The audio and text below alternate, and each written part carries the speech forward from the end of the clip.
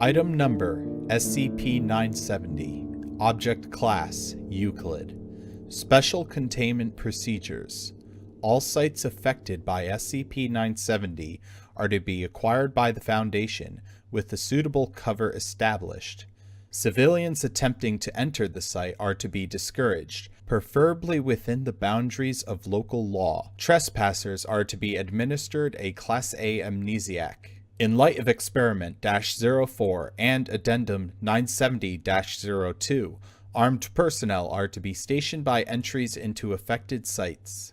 Description: SCP-970 is a spatial phenomenon wherein a collection of rooms are looped on themselves.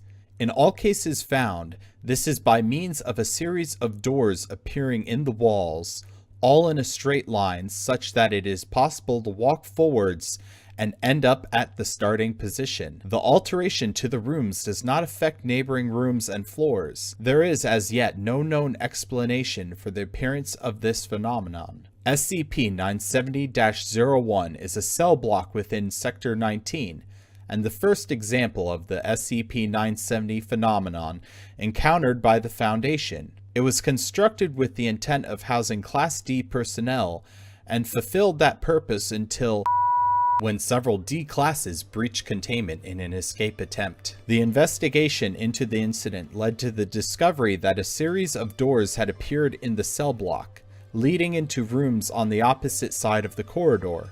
It was quickly established that the layout of the building did not support this addition, and that the rooms were following non-standard geometry. Since the incident, further such examples of the phenomenon have been discovered, with percent of these in an 800-kilometer radius of Sector 19. One notable example was found within the western wing of the Legislative Palace. In this instance, the Foundation was unable to acquire the affected site, and local authorities proved intractable and hostile when recommendations on security were made. The matter was resolved 6 months later in a violent coup which saw the destruction of the building, resulting in was eventually contained by Mobile Task Forces Rho-8 and Pi-1, supported by the rebel forces. Addendum 970-01. Experimentation Logs for SCP-970. Experiment-01. D-970-294 was given a head-mounted camera and instructed to walk through the doors of SCP-970-01. Subject expressed doubts as to the possibility of the phenomenon, but followed orders. Subject successfully navigated the rooms, expressing alarm and surprise to discover himself at his starting point. Video footage and internal measuring devices show that the subject did not deviate noticeably from a straight line, but nevertheless emerged on the other side of the corridor. The anomaly is confirmed. This experiment was intended to provide a baseline for comparison with other experiments, though given the single property of the phenomenon, I am unsure as to how we will be able to test it. By Dr. Jung. Experiment-02. D-970-295 was instructed to repeat the above instructions for as long as he felt able. Water and food were made available, and the subject was told he was to stop only when either instructed to or upon reaching exhaustion. Subject showed a normal appetite for the exertion, and continued for 205 iterations, whereupon the subject reacted with confusion on fetching his water. He had claimed that researcher Taylor had previously had black hair, whereas she had now had blonde hair. At no point during the experiment had Taylor dyed her hair, and colleagues claimed that she has had the same hair color for 9 months. Taylor admitted that she had considered coloring her hair black the previous night, but chose not to. Examination of the subject's recording indeed showed Taylor with black hair until the 205th iteration. On further examination, other small differences between iterations were noted. The experiment was called to an immediate end. I take it back. Further testing is necessary. By Dr. Jung.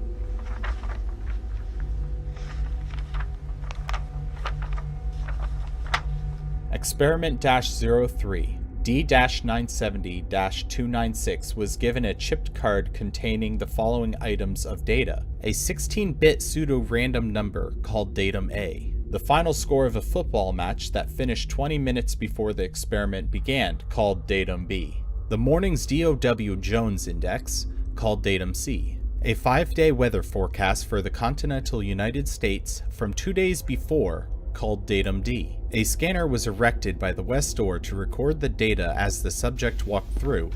D-970-296 was once again instructed to repeat the instructions from Experiment-01 for as long as he felt able. Datum A diverged from its original value after the first iteration, as expected. Datum B first diverged from its original value after 24 iterations, with the range of deviation extending with successive iterations. Here the experiment was paused briefly.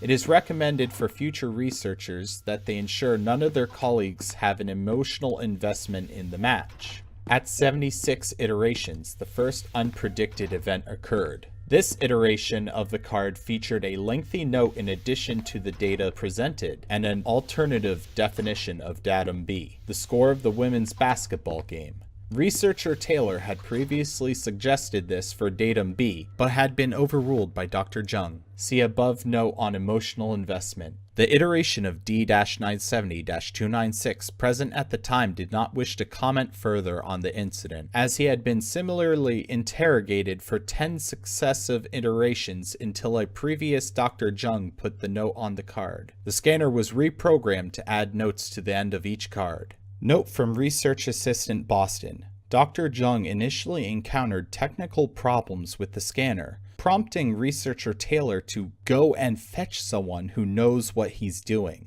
At which point she walked through the doors to the previous iteration, returning with a second Dr. Jung.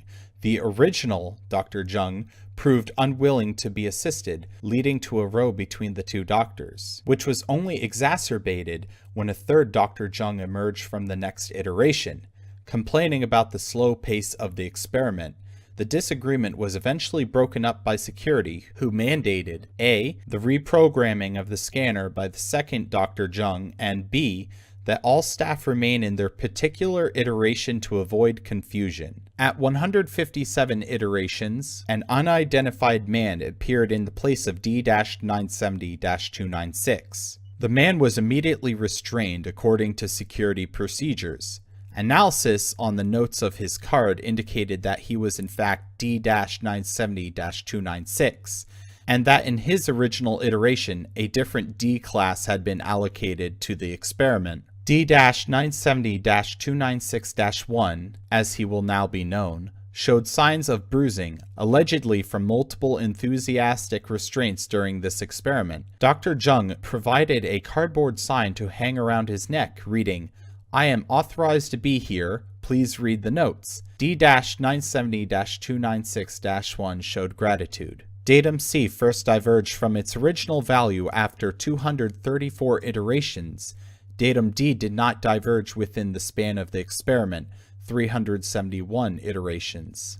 This experiment establishes that as the number of iterations increases, the point of divergence from our own iteration lies further in the past. It also shows the wisdom in planning any experiment involving SCP-970-01 some time in advance, to ensure that all nearby iterations are working from the same basis. In addition to this, the incident noted by Research Assistant Boston shows that neighboring iterations remain consistent throughout the periods of interaction. By Dr. Jung.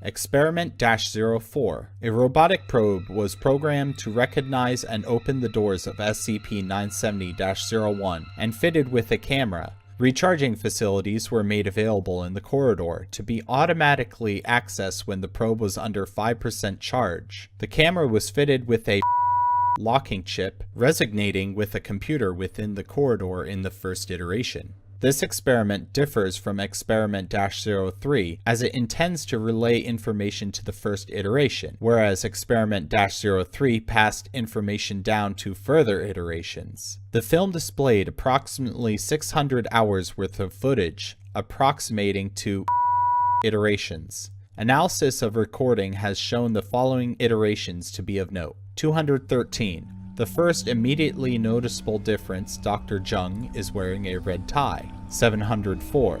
Researcher Taylor is absent and does not appear again until 1061. Researcher Taylor appears, but her identity pass declares her a doctor. The research team appeared to be under attack. Dr. Jung has been shot in the chest. The research team have disappeared, the walls covered in blood. The following symbols can be seen in blood. The research team.